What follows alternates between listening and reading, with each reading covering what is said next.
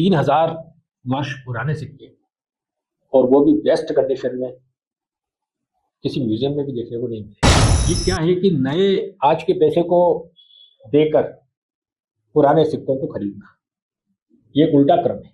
कमर कमर तक पानी में खड़े होते हैं, नीचे की मिट्टी को तसले में भरते हैं, फिर उसको ऊपर नीचे करके धोते हैं, तो सोने चांदी भी निकलता है, सिक्के भी निकलते हैं, टेराकोटा की चीजें भी निकलती है उसमें। सभी को राम राम। मेरा नाम है कृष्णा राठौर। लोग मुझे टाइगर इंसान के नाम से पहचानते हैं।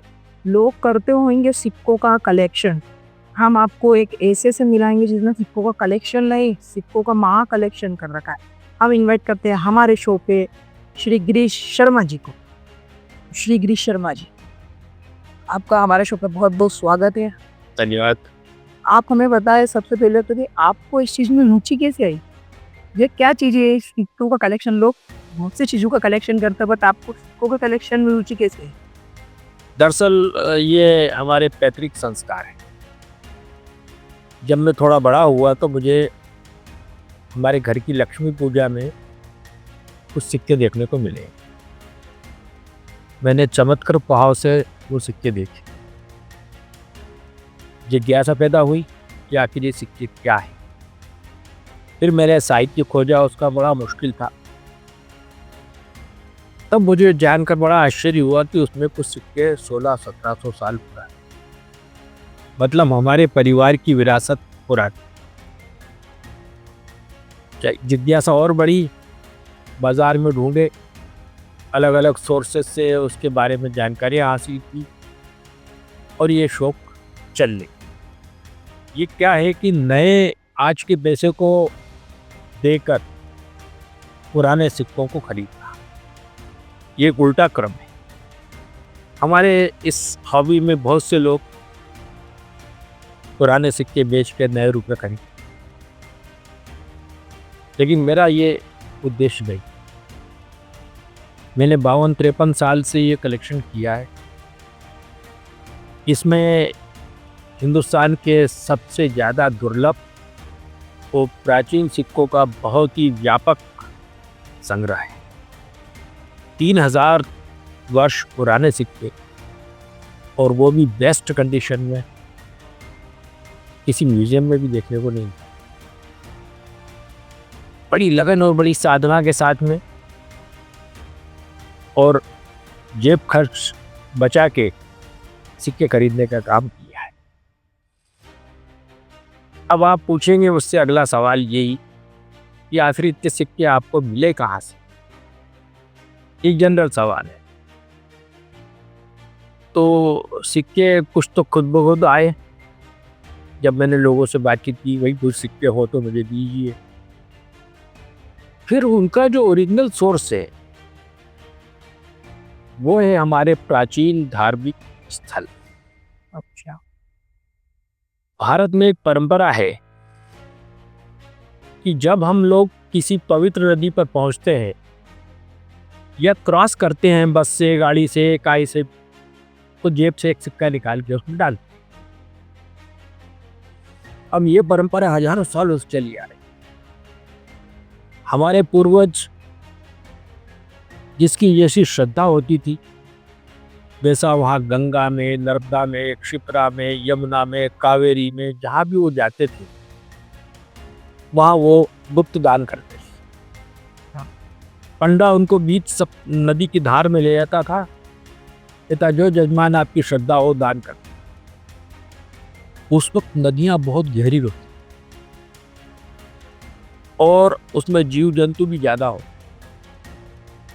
तो कोई निकालने की हिम्मत नहीं करता।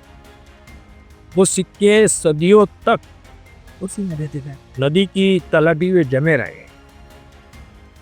अब कालांतर में भौगोलिक स्थितियां बदली, मौसम बदला, नदियों ने अपने रास्ते बदल दिए, पानी कम हो गया, जीव जंतु मर गए, तलछटी दिखने लगी, तो लोगों को उसमें चमकती हुई धातुएं दिखी, तांबे के, चांदी के, सोने के सिक्के।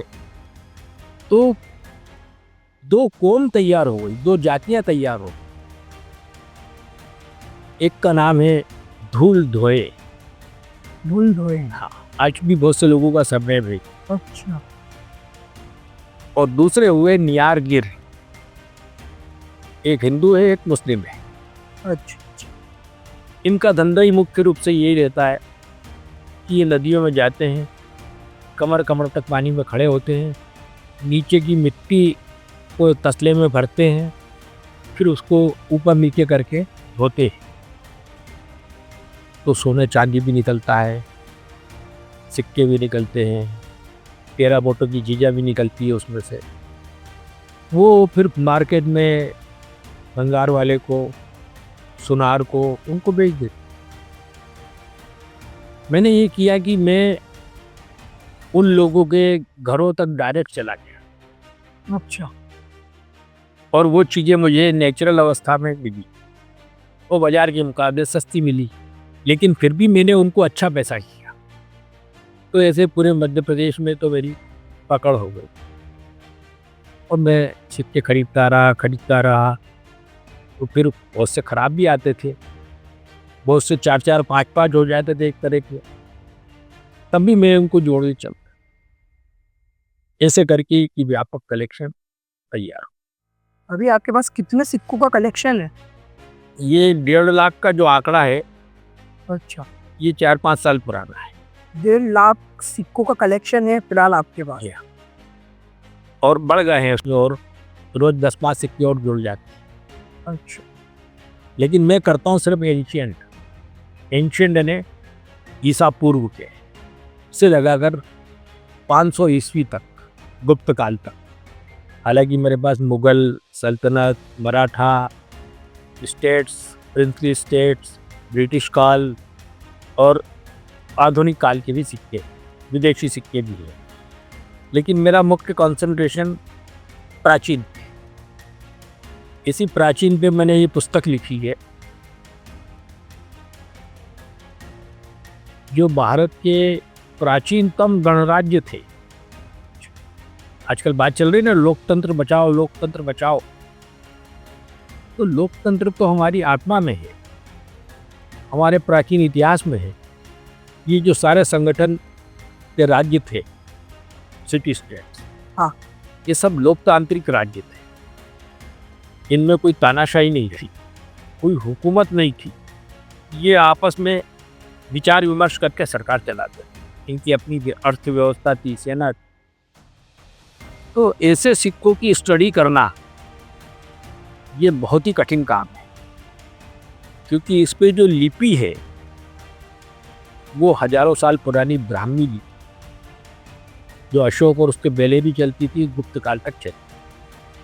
अब इस पुस्तक के मुख्य पृष्ठ पर जो सिक्का देख रहे हैं, हाँ, ये आपने बाहुबली पिक्चर में नाम सुना होगा, माहिष्मती। ये माहिष्मती का सिक्का, और इसका प्रमाण ये है, मैं बोल दूं उससे नहीं, इस पर ब्राह्मी में 4 अक्षर डले हुए हैं, लिखे हुए हैं, माहिष्मती। अच्छा। चिन्ह बने हुए हैं। ये एक साइड सिक्का बनता है। सिटी स्टेट के जितने सिक्के होते थे वो जनरली एक साइड ढलते थे, उनकी धातुएं सब एक जैसी है। इसके पहले तक्षशिला में बहुत ही भव्य संस्कृति थी देश की, बुद्ध संपत्ति थी वहाँ पर, और उसी रास्ते से इंडो ग्रीक, रोमन और दूसरी जो कौमें हैं, उन्होंने हिंदुस्तान पे हमला किया। हिंदुस्तान में सबसे पहले तक्षशिला में सिक्का मिलता है सोने का। उसके बाद में कुषाण आए, जो मंगोलिया की बर्बर लड़ाकू जाति थी, हिंसक थी। उन्होंने उधर कब्जा किया, कश्मीर पे कब्जा किया, मगध पे कब्जा किया। मगध यानी पटना, जैसे आज दिल्ली है ऐसे उस वक्त मगध था। उन्होंने अपने सिक्के चलाए, लेकिन वो चले नहीं, लोगों ने उनको एक्सेप्ट नहीं किया, जनता ने। तो फिर उन्होंने हिंदू देवी देवताओं के चित्र उन सिक्कों पे डाले, तो लोगों ने तुरंत एक्सेप्ट कर लिए। हमारी संस्कृति किस हिसाब से? कई मुस्लिम शासकों ने भी लक्ष्मी जी के का फोटो डालकर सिक्के चलाए अपने, वो चल रहे।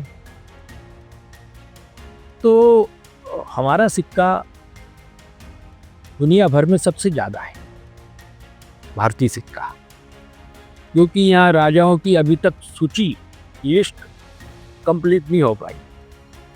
एक नया राजा आज मिला तो 15 दिन बाद कोई और नया खजाना मिल जाएगा, उसमें नए राजा का नाम आ जाएगा, और वो सब मध्यकाल के पहले के सिक्के हैं जिनकी खोज लगातार जारी है। तो आपने किस उम्र में पता लगाया था कि नहीं हमने वो सिर्फ सिक्के कलेक्ट करना है, कि आपने और भी कुछ एजुकेशन कर रखी है? हाँ, मैंने एजुकेशन भी की है, बिजनेस भी किया है, और दुनिया के बहुत सारे रंग देखे मैंने। तो 17-18 साल की उम्र से मैंने ये कलेक्शन शुरू की, जो अभी 72 साल की उम्र तक लगातार चल रहा है। तो इस बीच में आपने कहाँ से सिक्के कलेक्शन करा? मतलब जैसे कि अभी आपने बताया कि कने कहाँ के नाम दी, दिल्ली में कने, तो ऐसा आपने और भी कौन से स्टेट के या कौन से साम्राज्य के सिक्के भी आपके पास फिलहाल ये जो बहुत बड़े साम्राज्य? मेरे पास बड़े से बड़े साम्राज्य से लेकर छोटे छोटे राज्यों तक के सिक्के, जिनकी आबादी मुश्किल से उस वक्त तक 10-5 हज़ार रही। लेकिन तब उस समय में राजा तब तक राजा नहीं माना जाता था जब तक कि उसका सिक्का न ढल जाए। सिक्का हो चलते ही उसका नाम अमर हो जाता। तो बहुत से लड़ाकू राजा लोग अपने साथ बैलगाड़ी या घोड़ा गाड़ी में एक छोटी टकसाल लेके चलते थे। टकसाल बोले तो मिंट। उनके पास में डाइयाँ, धातु गलाने के साधन, हथौड़े, ये सब होते थे, और एक्सपर्ट कारीगर होते थे जो सिक्का की डाई बना लेते। और जो राज्य को जीता उन्होंने, उस राज्य का सोना चांदी पिघलाया और उस पे अपनी मोहर लगाई। प्रिंट कर रहे थे लगता है सिक्के, वो मिंट कर देते थे और वो चल गया। अच्छा, बहुत से लोगों पर इतना टाइम नहीं रहता, वो आगे से जाता रहता, वहाँ भी युद्ध करना रहता। तो वो क्या करते थे कि राजा के सिक्के खजाने पे कब्जा किया और अपने टकसाल वाले को बोल दिया कि कुछ नहीं, इस राजा के चेहरे पर अपने चिन्ह छाप दो। डाई से वो उनके चिन्ह राजा के चेहरे पे और पीछे छाप देते थे कि हमने इसको मारा, हमने इसको पीटा, इस पे कब्जा किया। वो सिक्के मिलते हैं आज भी और चलते भी। तो ये सिस्टम है। ऐसा सबसे रेयर पॉइंट जो आपके पास हो, भी सबसे ज़्यादा रेयर पॉइंट, ऐसा पॉइंट साम्राज्य का भी आपके पास सबसे ज़्यादा रेयर पॉइंट? हाँ, देखिए, एक सिक्का मेरे पास में है, बहुत ही गजब का सिक्का है। और जैसे कहते हैं ना कि जहाँ चाह वहाँ रहा, मेरी इच्छा थी कि मेरे पास दुर्लभतम सिक्का हो, यूनिक मोस्ट हो, सिंगल नोन हो। तो वो सिक्का मेरे घर खुद ही आया बेचने वाला। पहले उसने 10,000 की बात की, 20,000 की, 20 की, नीयत बढ़ती गई। वो सिक्का मेरे पास में है चंद्रगुप्त द्वितीय का। चंद्रगुप्त द्वितीय का? हाँ, ये है 4वीं शताब्दी का।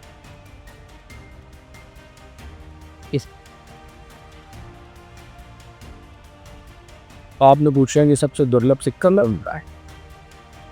ये सिक्का चंद्रगुप्त द्वितीय का है, गुप्त काल के सबसे प्रतापी राजा का, चांदी का है। लगभग 1.5 ग्राम इसका वजन है। 1.5 ग्राम? और ये अभी तक एकमात्र ज्ञात सिक्का है। ये सिक्का जब मुझे प्राप्त हुआ तो ब्रिटिश म्यूजियम लंदन ने मुझे इस पर लेक्चर के लिए आना। अच्छा, लंदन से मतलब आपको बुलाया गया? 3 बार मेरे वहाँ लेक्चर हो चुके हैं।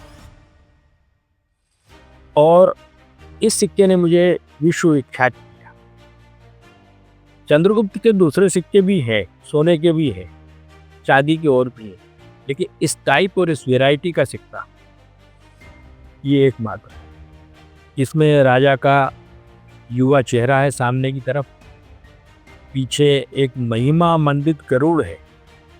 ये गरुड़ की आकृति है, इस पे गले में माला कंठी है और ये गोलाई में जो लिपि लिखी है उसमें लिखा है परम भागवत महाराजाधिराज श्री चंद्रगुप्त। मतलब रोंगटे खड़े हो जाते हैं। बहुत ही रेयर सिक्का है एक्चुअली। इसके बाद और भी बहुत सारे सिक्के रेयर हैं, लेकिन ये सिंगल 2010 में मेरा लेक्चर हुआ था ब्रिटिश म्यूजियम, 25 चल रहा है। इन 15 सालों में बहुत लोगों ने खोजे किए, लेकिन ये सिक्का नहीं मिला। अच्छा, दूसरा सिक्का ये है,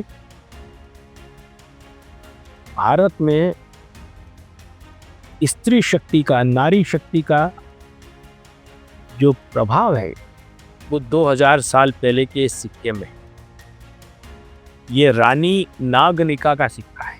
रानी राग नागनिका, नाग उसका नाम था। ये काकी रानी थी। ये सातवाहनों की रानी थी। महाराष्ट्र के बड़े इलाके में उनका कब्जा था। मध्य प्रदेश में भी उज्जैन और काफ़ी जगह पे सातवाहनों का बड़ा साम्राज्य रहा। तो रानी नागनिका का सिक्का है ये, जो बेस्ट कंडीशन में मेरे पास। ऐसे कुषाणों के सिक्के हैं कॉपर के। ऐसे हर सिक्के की एक कहानी है। जो सिक्का आप उठा के देखेंगे, सबसे बड़ी चीज़ सिक्के में होती है लिपि, लिखावट। हाँ, ये भारत का सबसे प्राचीन सिक्का है जिस पर लिखावट है। ये सुप्तिमती गणराज्य का सिक्का। इसका महाभारत के भीष्म पर्व में उल्लेख, जिसके राजा कौरवों की तरफ से लड़े थे। राजा धृष्टुम्न और तमाम लोग। अब ये देखिए, ये भारत का पहला द्विभाषी यानी बाइलिंगुअल सिक्का है। एक तरफ ब्राह्मी में लिखा है निगमा, दूसरी तरफ दो ज खा, ये खरोष्टी में। अच्छा, ये भी बहुत दुर्लभ सिक्कों में आता है। इसके और पुराने जो संस्करण है वो इस तरह के हैं। आप देखिए, कुछ विचित्र आकार के सिक्के भी मेरे भाई आकार ही समझ नहीं आ रहे तो देख कर ये बनाने वालों की गलती है, जानबूझ के नहीं बनाए उनने। हाँ, या फिर प्रकृति ने इनको ऐसा कर दिया। अभी देखिए, आई शेप सिक्का है, नैन जैसा, नयन जैसा। ये उज्जैनी सिक्के हैं। ये महाकाल के सिक्के सबसे ज़्यादा मेरे पास अच्छा, उज्जैन के। अलग अलग तरह की मुद्राएं हैं महाकाल की, आप देखते ही दंग रह जाएं। इसकी रूप में महाकाल ने मुझ पे आशीर्वाद दिया है। उसकी लीला बड़ी अपरंपार है। सब रूप मेरे पास में है महाकाल के, एक से एक। दंड हाथ में लिए हुए, कमंडल हाथ में लिए हुए, और प्रभु मेरे घर पे आके बस गए। ये मुझे गर्व की और श्रद्धा की अनुभूति कराते हैं।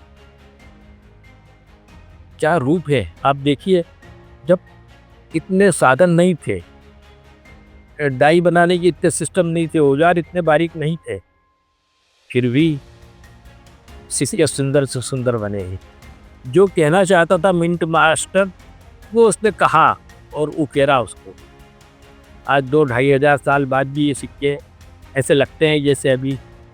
ये पशुपति शिव का सिक्का है। इनके सिर पर 2 सींग है। अच्छा, ये हड़प्पन सभ्यता से ये चिन्ह आया है, जो उज्जैन ने एक्सेप्ट किया, मंजूर किया। तो कहा ना कि देखते रह जाओगे, इतने सिक्के हैं मेरे।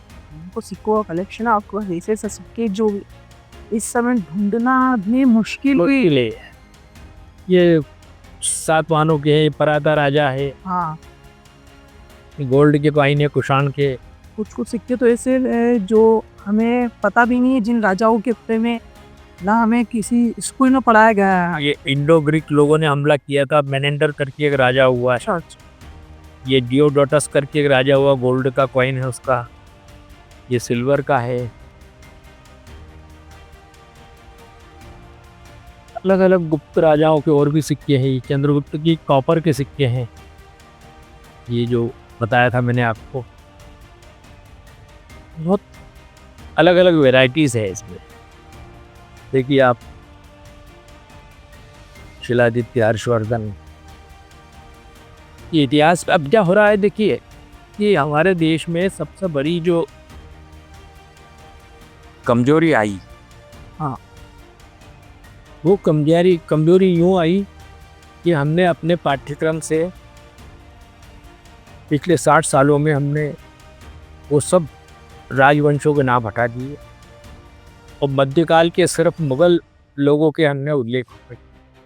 हुमायूं, अकबर, बाबर, जहांगीर, शाहजहां, है ना। बुक्स में इनके नाम ही नहीं, इस समय सोशल हो गई है, कोई भी सी भी बुक्स उठा के देखिए तो इनकी बहुत के नाम इनमें है ही नहीं, प्रेरित ही नहीं है। भाई अकबर महान था तो महाराणा प्रताप महान क्यों नहीं थे? बिल्कुल। उसको महान कहते हैं, अशोक को महान कहते हैं, अलेक्जेंडर को महान कहते, तो महाराणा प्रताप ने तो पूरा जीवन इसमें लगा दिया। तो हमारे जो शिक्षा मंत्री रहे, पार्टियों के नाम लेने से कोई फायदा नहीं है, पुराने समय उन्होंने योजनाबद्ध षड्यंत्र करके अच्छा। सनातन संस्कृति को पाठ्य पुस्तकों से गायब किया और उल जुलूल लोगों के अय्याश, विलासी, लुटेरे, हत्यारे जो राजा हुए हैं उनके नाम उसमें डाल दिए, उनको गौरवान्वित किया। तो हमारी पीढ़ी को जानकारी कहाँ से मिली? सही है सर। ये वो देश है बंधु जहाँ पर 1 रुपए का सिक्का सोने का चलता था। Yes sir. ये चिड़िया जो है सोने की यूं ही नहीं थी। 1.5 लाख सिक्के की जो कलेक्शन है आपके पास, अब इस सिक्कों को लेकर आपकी आगे की योजना क्या है? दरअसल मुझे ये रात में सोने नहीं थे सिक्के। हाँ। परिवार को इंटरेस्ट है पूरा इसमें, लेकिन मेरे को ये डर है कि मेरे बाद ये पूरा कलेक्शन बिखर न जाए। इसलिए मैं चाहता हूँ कि ये सारी चीज़ें एक बड़े भव्य म्यूजियम के रूप में प्रदर्शित हो। इसके लिए हम लोगों ने एक ट्रस्ट बना रखा है। ये सारे सिक्के उस ट्रस्ट को दान करूँगा मैं, जो म्यूजियम स्थापित करने जा रहा है। अच्छा। अभी प्रयास चल रहा है, कई जगह पसंद आई है। हमारे सांसद महोदय श्री शंकर ललवानी, श्री पुष्यमित्र भार्गव और कमिश्नर इंदौर संभाग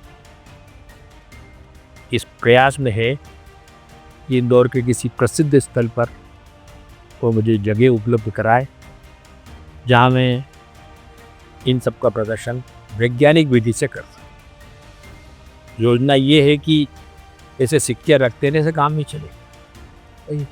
इनके बारे में पूरी जानकारी, पूरी तथ्य वो वहाँ प्रदर्शित होंगे और एक वैज्ञानिक ढंग का वो म्यूजियम। अच्छा। ये मेरी योजना है। मतलब आप आगे भी चाहते हो कि मतलब ये सिक्के लोगों तक पहुँचे, ये इतिहास आप चाहते हो? सबसे पहले आप ये बता दीजिए, आप चाहते हो कि ये इतिहास वापस से छपे बुक्स में, जो इतिहास को हटा दिया गया? हाँ, हमारी पुस्तकों में, बच्चों की पुस्तकों में चेंजेस होना चाहिए। हमारे इतिहास के सांस्कृतिक पृष्ठ बहुत ही सुनहरे हैं, वो सब फिर से सामने आना चाहिए। मैं चाहता हूँ कि सोने के सिक्के भारत के प्राचीन काल के कुषाण, गुप्ता, ये सब राज्यों के दक्षिण भारत बहुत समृद्ध था इस मामले।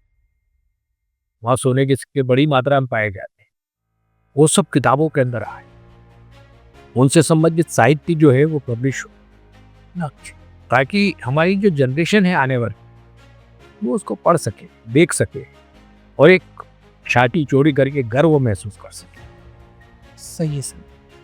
इस चीज़ से तो हम भी रिलेट करते हैं, क्योंकि सर जहाँ अपने वहाँ सोने का सिक्का चलता था, आजकल तो खोटा सिक्का चल रहा है। तो देखिए क्या है कि समय है ये, तो ये सारा संग्रह जो है मैं राष्ट्र को समर्पित कर रहा हूँ,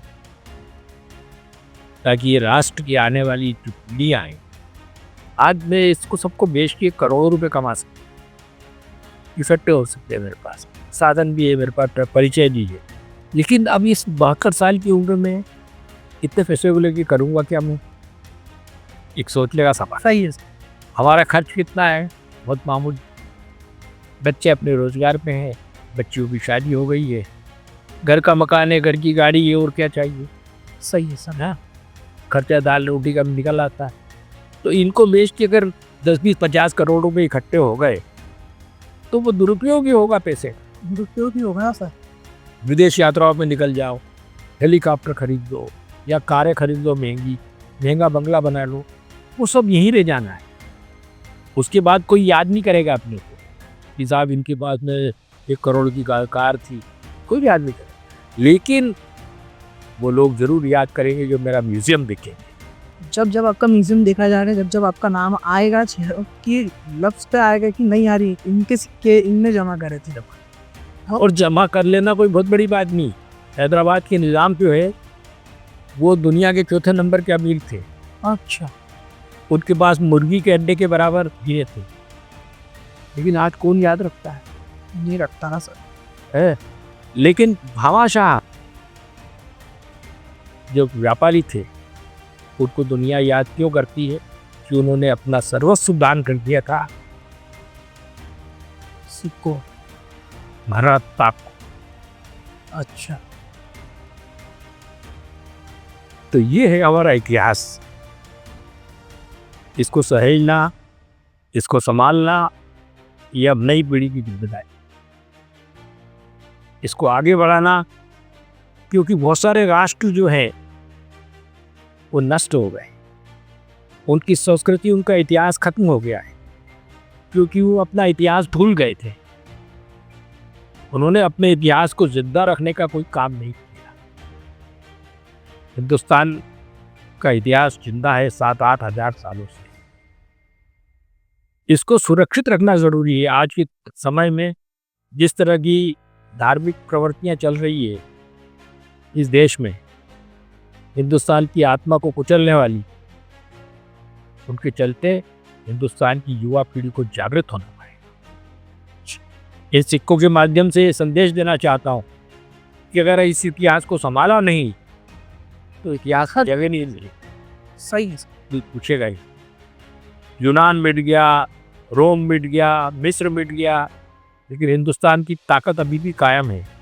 वो है सनातन के कारण। इस सनातन की रक्षा करना आने वाली पीढ़ी का दायित्व है। करेगी सर, आने वाली पीढ़ी जहाँ तक हो तो सनातन की रक्षा करेगी, तभी जाके सिक्कों का इतिहास उनके बच्चों को भी मालूम पड़ेगा। नहीं तो ये सिक्के दब के ही रह जाएंगे। मैंने बहुत मेहनत की है इनको सही ढंग से प्रदर्शित करने के लिए। मैंने प्लास्टर ऑफ पेरिस के बड़े बड़े सिक्के बनाए हैं और अभी फाइबर के बनवा रहा हूँ मैं म्यूजियम में प्रदर्शित करने के लिए।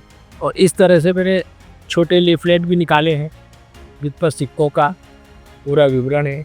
सिक्का भी है बीच में, उसके बड़े फ़ोटो हैं, उसका डिस्क्रिप्शन है। अच्छा। ये सारी चीज़ें मैंने मतलब इसमें शामिल की है। और ये एक गर्व की बात है कि राष्ट्रीय मुद्रा परिषद में मेरे संग्रह के 50 वर्ष पूरे होने पर अच्छा ये सिक्के निकाले हैं और देश को समर्पित हमारी है। पूरी जनता को भी आप दिखा दीजिए आपके सिक्के की आपको राष्ट्र के लिए क्या दिया गया है। ये बहुत बड़ी पद की बात है कि आपको ये मिला, ये मिलना बहुत बड़ी चीज़ है। जीते जी किसी के सिक्के निकलना बहुत बड़ी बात है। इसमें बसाया ना, इसमें मेरा फोटो है। सोना, चांदी और तांबा तीनों में निकाले, तीनों में निकालेगा सर। बहुत और ये 50 वर्ष का इसमें उल्लेख है। इस सिक्कों के शौक ने मुझे जहाँ अंतर्राष्ट्रीय स्तर पर प्रसिद्ध किया है, वहीं मुझे बहुत ज़्यादा सम्मान मिले। अच्छा। लगभग देश की सभी बड़ी यूनिवर्सिटीज़ में मेरे लेक्चर हुए हैं, मुद्रा मेलों में मेरे लेक्चर हुए हैं, ऑक्सफोर्ड विश्वविद्यालय में लेक्चर हुए हैं। अच्छा। ब्रिटिश म्यूजियम और हांगकांग में मेरे लेक्चर हुए हैं। Shantiniketan, Mumbai university, Punjab university, Nagpur university, सब दूर लेक्चर हुए। और ऑल इंडिया की बड़ी बड़ी संस्थाओं ने मुझे लाइफ टाइम अचीवमेंट के अवार्ड 30 के लगभग अवार्ड मुझे अभी तक मिल चुके हैं। 30 अवार्ड्स लाइफ टाइम। तो अगर आदमी कोई साधना करता है तो उसका फल उसको भौतिक रूप से तो है ही है, लेकिन मानसिक रूप से भी उसका फायदा उसको है। जैसे सम्मान मिलता मेरी ताकत और बढ़ जाए। मध्य प्रदेश शासन ने भी सम्मान किया और भी और सम्मानों की लिस्ट में है। सम्मान से बड़ी चीज तो ये है अपने देश के लिए साधना। आज लालच की ये दुनिया है। आप यकीन करिए कि तांबे का 10 ग्राम 5 ग्राम का सिक्का 50-50 हज़ार रुपये मैंने खरीदा है। अच्छा, जो इस कलेक्शन में है। लोगों के पास में आए, कई परिवार में थे, कई नदी से निकले। लोगों ने कहा कि ये आदमी बहुत ज़्यादा शौकीन है, इसको अच्छी तरह ठगो। अच्छा। तो वो महंगे सिक्के मुझे मिले, लेकिन मुझे संतोष है कि उस वक्त मैंने महंगे खरीदे, आज वो उससे ज़्यादा महंगे। पछतावा होता है आज उन लोगों को। तो क्योंकि वो उसका महत्व नहीं समझते। सही है ना सर। उस पर अध्ययन नहीं करना चाहते। मैंने उसका पूरा विश्लेषण किया, चिन्हों का विश्लेषण किया, कहाँ पाया गया है वो, और फिर लेख प्रकाशित किए।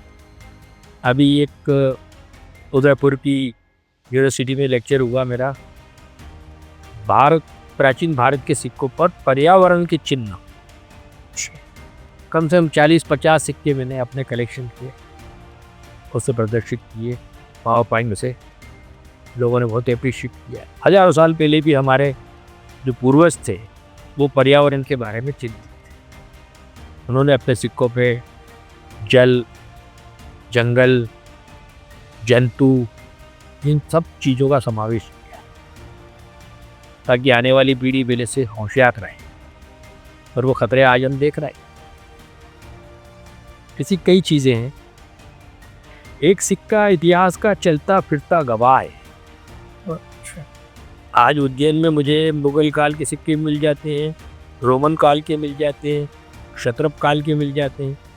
क्योंकि ये चलता हुआ है, ये यात्री है। रोमन आदमी आए व्यापार करने यहाँ, तो अपने सिक्के दे गए सोने के। लोगों ने दबा दिए, कुछ लोगों ने छिपा लिए, कुछ लोगों ने गला दिए, फिर भी मिलते हैं। अब वो यहाँ तक सिक्का आया है। तो ये सब कुछ कह देता है। कागज पे लिखा हुआ इतिहास बदल सकता है, बदल सकता नई पुस्तक दिखा दे, नहीं। लेकिन सिक्के में जो इतिहास लिख गया है कभी चेंज नहीं हो सकता। सही है ना सर। ये हमारी धरोहर है, ये जिसकी तुलना बहुत मुश्किल है। सही है सर। छोटे से छोटे सिक्के पर आपको जो है बेहतरीन कलाकारी।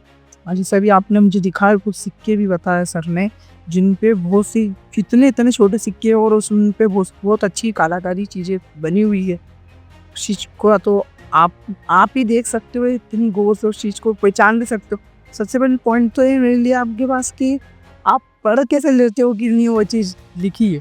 देखिए क्या है, लैंग्वेजेस उसकी बहुत पुरानी, कैसे लिखते थे वो, क्या इसमें एक अच्छा सिक्का संग्रह होने के लिए प्राचीन लिपियों का जानकार होना, पुरातत्व के जो उत्खनन हुए हैं पहले, वहाँ कौन सी चीज़ें मिली है, उन पर क्या चिन्ह थे, उसकी जानकारी होना, है ना।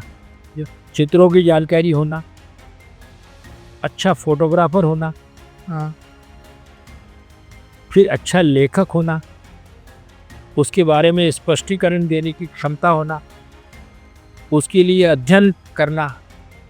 हाँ सर, ये सब चीज़ें होना बहुत ज़रूरी है। जेब में पैसे होना वो ज़्यादा ज़रूरी है। और सिक्का संग्राहक बनने के लिए सबसे महत्वपूर्ण चीज़ है कि आप दिमाग ठंडा रखें और जेब गर्म।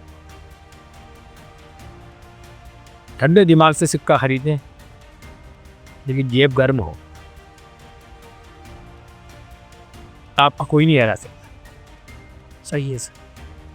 आपकी हेल्प में करे इतने सारे सिक्के इकट्ठे करने में 1.5 लाख 1.5 करोड़ सिक्के भाई, ये है इसकी क्या, हमारा तो करोड़ों की चीज़ है, आपके पास मान ले रहा है। बाकी लोगों की मैं बात बताऊं आपको, जो सिक्का करते हैं कलेक्शन, उनके घर के लोग उनको बेवकूफ़ समझते हैं। हाँ, ये क्या अटाला इकट्ठा कर लिया है इनने, है ना, ये 10 रुपए का नहीं और 100 रुपए में लिया है बेवकूफ़ आदमी। लेकिन मेरे घर में ऐसा नहीं हुआ। मेरे घर पर मेरे शौक का सम्मान होगा। उसको संभाला हमारी श्रीमती, बेटे ने संभाला। मैंने जब 8 बार एग्जीबिशन इंदौर में कर चुका हूँ, 8 बार ऑल इंडिया लेवल। तो पूरी इंतज़ाम देखा इन्होंने एग्जीबिशन का, और सुरक्षा की मेरे सामान। मैं तो मंच पे रहता था, शो लगा हुआ है, यही देखती थी। तो जब तक घर का सपोर्ट नहीं हो तब तक आदमी अच्छा संग्राहक नहीं बनता। सही है, हर चीज में घर पे सपोर्ट मिलना वही बहुत ज़रूरी है, क्योंकि अगर आपकी घर में इज्जत नहीं तो बाहर कौन करेगा। बाहर को करे। सही है ना। तो पैसा तो खर्च हुआ, लेकिन इनको सबको मालूम है कि 100 गुना हो गया, लाख गुना हो गया पैसा। तो उसका भौतिक मूल्यांकन तो ठीक है, लेकिन सबसे बड़ी चीज़ है सामाजिक मूल्यांकन कि अभी भी गई आपको, वो बहुत बड़ी चीज है। 1-2 लाख लोग अपने को जानते हैं और अपना समय इसमें व्यतीत होता है। वरना क्या है, पड़े पड़े जो है इसकी बड़ी पेट हो जाता, शरीर काम नहीं करता, एक्टिव रहे आदमी, शौक आदमी को जलता रहा। कहा है किसी ने कि मन को उड़ता परिंदा रखिए, एक कोई शौक जिंदा रखिए। बहुत शानदार सर। तो ये शौक जिंदा है, अंदर से जीता हूँ इसको। दिखावे की जरूरत नहीं, रोज मैं तो प्रदर्शित करता हूँ, रोज सिक्के प्रदर्शित करता हूँ फेसबुक। प्लीज एक बार रिटर्न करिए वो जो आपने बोला है। मन को उड़ता परिंदा रखिए। मन को उड़ता परिंदा रखिए। परिंदा यानी चिड़िया। जिंदा हो तो एक शौक जिंदा रखें। अच्छा, अगर आप शौक जिंदा रखेंगे तो आपका मन बर्बाद करेगा। A good hobby makes a good habit. एक अच्छी हॉबी आपको एक अच्छी आदत में ले जाए। तो मैं जानना चाहता हूँ कि सरकार ने भी आपके लिए क्या क्या कर रखा है, क्या कर रही है सरकार आपके लिए? इतना बड़ा कलेक्शन है, आप इतना आपने जिस हिसाब से बताया कि आप बाहर भी जाके स्पीच दे के आइए, बहुत नाम कमाया, आज के टाइम पे इतनी बड़ी उपाधि पाई। सरकार ने भी आपके लिए, हमारी मध्य प्रदेश सरकार हमारी तरफ ध्यान दे रही है और यहाँ के जनप्रतिनिधि भी ध्यान दे रहे हैं, प्रशासन के अधिकारी भी ध्यान दे रहे हैं, लेकिन उनकी अपनी लिमिटेशंस हैं। उनको कोई भी आदेश जारी करने में बहुत सारी परेशानियों का सामना करना पड़ता है, जो हम समझ सकते हैं, लेकिन करेंगे वो, आज नहीं कल करेंगे। अब मेरे पास में इतना नगद पैसा नहीं कि खुद की बिल्डिंग बनाकर मैं इसको करूं। दानदाता बहुत सारे मुझे देने को तैयार हैं। मेरी संस्था जो है ट्रस्ट, वो CSR में रजिस्टर्ड है। इनकम टैक्स की 80(0)(12)(a) की जो धारा है उसमें टैक्स से एग्जम्प्टेड है। सारी चीज़ें हैं, वो विधिवत ट्रस्ट है। इस साल के उसमें मैं कुछ कर लूँगा, अच्छी उम्मीद है मुझे। जगह भी देखी हुई है, अभी डिस्क्लोज करूँगा तो और लोग खड़े हो। नहीं, अगर हम सारी चाहेंगे करिए आप हमारे चैनल पे। आगे की पीढ़ी के लिए आप क्या संदेश देना चाहोगे कि क्या वो सिक्कों पे ध्यान दे? क्योंकि आने वाली पीढ़ी तो आपको भी पता है कि वो सिक्कों पे नहीं नोटों पे ध्यान देती है, तो आपका इस चीज़ को लेके क्या कहना है? देखिए, इसमें व्यवसाय की संभावना भी है। हाँ, कई युवा लोगों ने इसको व्यवसाय के रूप में अपनाया है। सिक्के के साथ में डाक टिकट है, पुराने बैंक नोट्स है ना, उनका व्यापार हो रहा है इंटरनेट के जरिए। अब मोबाइल चलाने की तो लोगों में गुलामी की आदत हो गई है। इसके साथ साथ उसका व्यवसाय भी करें वो, तो अच्छा पैसा कमा सकते, और लोग कमा रहे हैं। युवा अवस्था के कई लोग हमारे यहाँ एग्जीबिशन में आते हैं। सिक्कों में भी बहुत सारी चीज़ें हैं, ब्रिटिश काल के सिक्के हैं, मॉडर्न काल के सिक्के हैं, यानी कि गलत तरीके से ढले हुए सिक्के हैं, सरकार के द्वारा गलती हुई है, उनकी अच्छी कीमत है। तो अपने शौक की पूर्ति के लिए वो पैसा भी कमा सकते हैं। और ध्यान तो देना पड़ेगा, वरना किसी दिन भी आपका सरकमसिजन हो जाएगा। अच्छा, कार्ड मिला इसको? सही नहीं सर, कोई इशू नहीं है, हमारे तरफ तो कोई इशू है। आप तो सरकम सीखता तो शुभम सील हमको तो पता ही सर, उसके बारे में बताते। तो वो रेलर बनो,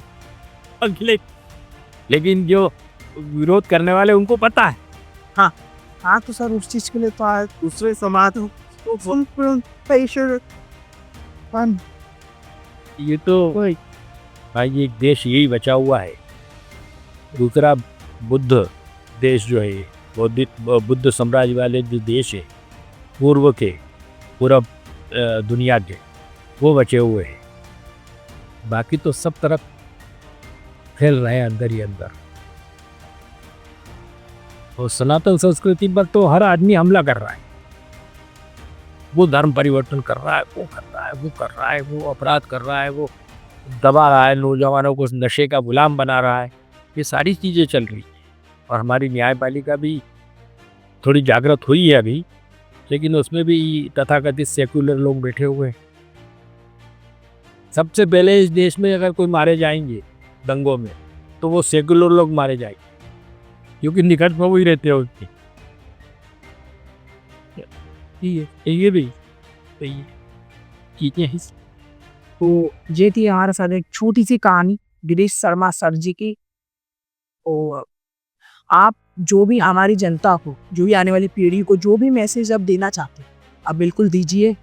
उन्हें बताइए कि सिक्कों का कितना बड़ा महत्व है, आने वाले वक्त में कितना बड़ा महत्व रह सकता है। कि सिक्के अवरे ना कि आने वाले, अभी के भी जो सिक्के हैं उन्हें भी लोग नहीं अवेरते देखना जाते। और अभी के सिक्के तो मतलब मान लिया तो ख़त्म ही होने वाले बहुत जो। जैसे सरकार खुद की रही कि नहीं नोट छापेंगे, ये करेंगे, तो फिर सिक्के ख़त्म होंगे तो वो बहुत बड़ा इशू हो सकता है। तो आप बता दीजिए हमारी जनता को, आपके लिए बस आपसे इतना ही निवेदन है हमारा, क्या सा बता दीजिए कि आने वाली पीढ़ी ने क्या करना चाहिए। देखिए, सिक्का कोई भी कम महत्वपूर्ण नहीं होता है। अगर आपके पास में 89 रुपीज़ है और रेल का टिकट 90 रुपये का है, तो 1 रुपये का सिक्का भी महत्वपूर्ण है ना। तो किसी सिक्के का कम महत्व नहीं है, चाहे प्राचीन हो चाहे वर्तमान हो। और आप थोड़ा थोड़ा इकट्ठा करेंगे, अपनी आने वाली पीढ़ियों को आप ये सौंप के जाएंगे। आज जो 1 रुपये का सिक्का आसानी से मिल जाता है, 10-20 साल बाद वो नहीं मिलेगा। सही में। दूसरी बात मैं ये कहना चाहता हूँ, इस धंधे में ठगी वाले बहुत से लोग हैं जो यूट्यूब पर और इंस्टाग्राम पर आम आदमी के साथ ठगी कर रहे हैं। वो बताते हैं आपको कि ये 5 रुपये का सिक्का वैष्णो देवी का, ये 5 लाख में हमारा बंदा आपके यहाँ आके खरीदे। ये 5 रुपये का ट्रैक्टर छाप नोट हम आपसे 10 लाख रुपए में खरीद लेंगे, घर आके आपको पैसा दें। ये यूट्यूब पे आप रोज़ देख लीजिए, सुबह उठते 100 फ़ोन रोज़ मुझे आते हैं, तो आप मेरे पास 5 रुपये का ट्रैक्टर वाला नोट है, क्या करूँ? मैं कहता हूँ खर्चा कर दो। इसका कोई वो नहीं है, क्योंकि करोड़ों में छपे हैं वो, इसलिए दुर्लभ तो हो नहीं सकते। दुर्लभ। दूसरी बात, उनकी स्ट्रेटजी क्या है कि वो आपसे पकड़ करते हैं कि ठीक है आपका फ़ोन नंबर दीजिए, ये दीजिए, फिर कहेंगे कि सिक्का बेचने के लिए आप हमारे यहाँ रजिस्ट्रेशन कराएं, 2-2.5 हज़ार रुपये आपसे रजिस्ट्रेशन का ले लेंगे।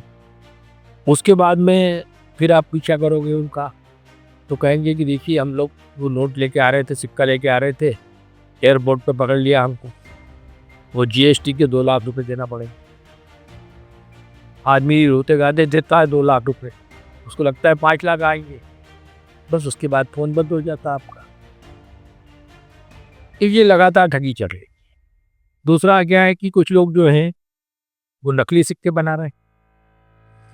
हालांकि हम जैसे लोग तो पकड़ लेते हैं उसको, लेकिन जो नए खरीदार हैं वो नहीं पकड़ पाते, नई पीढ़ी की जो पहला, तो हम लोग उनके लिए कोर्स भी चलाते हैं ऑनलाइन। और अभी हम कोशिश कर रहे हैं कि ब्राह्मी भाषा सिखाने का भी कोर्स हम चालू करें। है लोग, इंदौर को बहुत बड़ी मंडी है सिक्कों की। इतने ज़्यादा व्यवसायी हैं यहाँ पर शुरू से। ये दुर्लभ से दुर्लभ सिक्के यहाँ पर मिले। ठीक है सर, आपने जैसे बताया कि आपका जो यूट्यूब चैनल है उसके बारे में बता दीजिए आप हमारी जनता को हमारे कैमरे में, तो वो आपके चैनल को भी सब्सक्राइब करेगी, लाइक करेगी। आपकी विचार ये तक बढ़े जिसका हम खुद ही पूरा प्रयास करेंगे। आप बता दीजिए आपके यूट्यूब जो चैनल नाम क्या है आपके चैनल का? कॉइन्स टीवी के नाम से यूट्यूब चैनल है मेरा। Coins TV. हाँ, उसमें काफ़ी मैंने वहाँ अच्छे सिक्कों के बारे में अपने वीडियोस डाले हैं, और आप जैसे टेक्निकल लोग और जो समझदार लोग हैं उनके सहयोग से मैं अपने विचारों को और आगे तक ले जाऊंगा, आम जनता तक पहुंचेंगे, ऐसी मुझे उम्मीद। वो जबकि भी आप लोगों को बताएं सर ने अपने चैनल का नाम बता दिया कॉइन्स टीवी, जाके उसको like, subscribe and bell icon दबाना जरूर। और मेरे को भी इंस्टाग्राम पर फॉलो कर लेना यार, और लाइक सब्सक्राइब कर देना। तो इस पॉडकास्ट को यहीं ख़त्म करते हैं। जय जय श्री राम। धन्यवाद।